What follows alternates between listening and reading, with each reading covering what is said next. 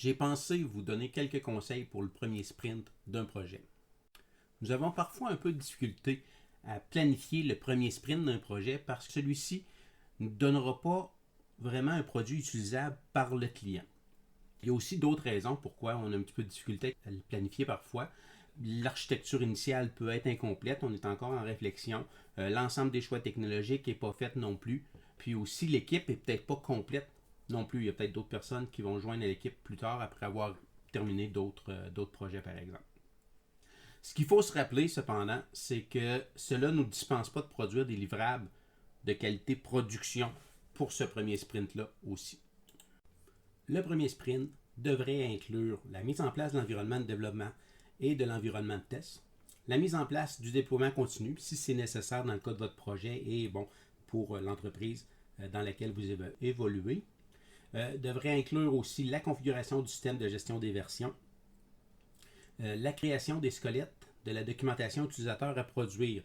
Donc, principalement le guide d'installation et de déploiement, on va voir pourquoi dans les prochaines diapositives, mais aussi guide d'utilisation et guide de configuration du logiciel.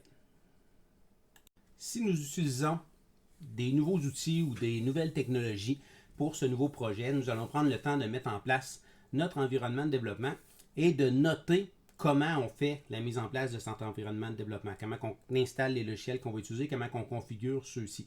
Donc, quand il va y avoir d'autres personnes qui vont joindre à notre équipe pour ce projet-là, ils ne seront pas dans l'inconnu, ils vont savoir comment faire la configuration de leur environnement de développement. Nous allons aussi profiter de cette mise en place-là pour noter ce qu'on va avoir besoin pour notre environnement de test et notre environnement de production. Ce qui est important de comprendre, c'est que si on a besoin de détruire un projet et de recommencer en changeant d'approche ou de manière d'utiliser les outils qu'on utilise, c'est le meilleur temps pour le faire durant ce premier sprint-là, parce qu'on peut à ce moment-là tout détruire et recommencer à neuf sans laisser de traces dans notre dépôt de source de ce qui s'est passé. Il n'y aura pas beaucoup de fonctionnalités à tester dans ce premier sprint-là. Cependant, c'est bon de quand même configurer l'environnement de test parce que, c'est rassurant de savoir qu'on a un environnement de test qui fonctionne bien pour les prochains sprints. Et deux, c'est un sprint qui a beaucoup moins de pression. Donc, faisons ces tâches-là dès le début. Et quand on va arriver dans des sprints avec peut-être un peu plus de pression à cause qu'on approche d'une date de publication officielle de l'application ou de déploiement officiel de l'application, on n'aura pas à se préoccuper de ce genre de tâches-là qu'on pouvait facilement faire en début de processus quand on avait un petit peu plus de flexibilité, un petit peu plus de temps et de liberté. Le même raisonnement s'applique pour l'intégration du déploiement continu qu'on peut faire maintenant parce qu'on a un peu plus de temps de le faire et qu'on a la liberté de le faire.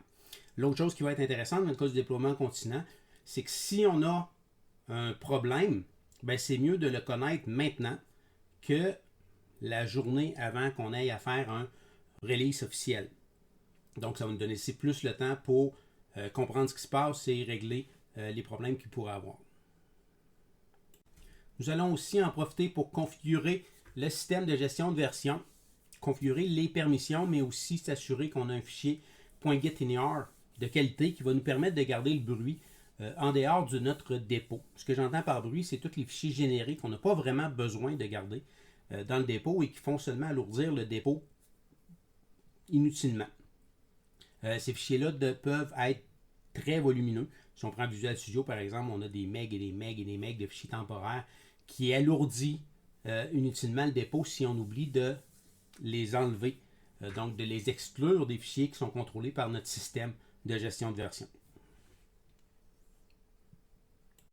Le dernier point maintenant qui est le squelette de la documentation qu'on va avoir besoin pour remettre à nos utilisateurs.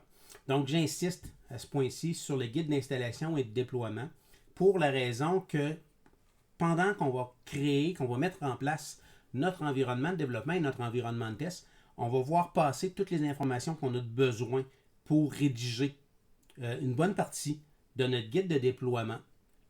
Donc, c'est important de garder en note ces informations-là pour pas plus tard avoir à les rechercher et perdre du temps à faire ça. L'autre point aussi, c'est que on va être plus à même de remarquer les problématiques qui arrivent lorsqu'on fait notre installation d'environnement de développement, environnement de test et probablement même nos premiers tests d'intégration continue. Puis prendre en note ces problématiques particulières-là pour les indiquer dans notre diagramme et ainsi inviter à nos collègues de travail ou à nos clients de vivre les mêmes problématiques lorsque eux-mêmes vont installer leur environnement, soit de développement ou, encore plus important, l'environnement de production. C'est la fin de cette vidéo. Il me reste seulement à vous souhaiter un très bon premier sprint.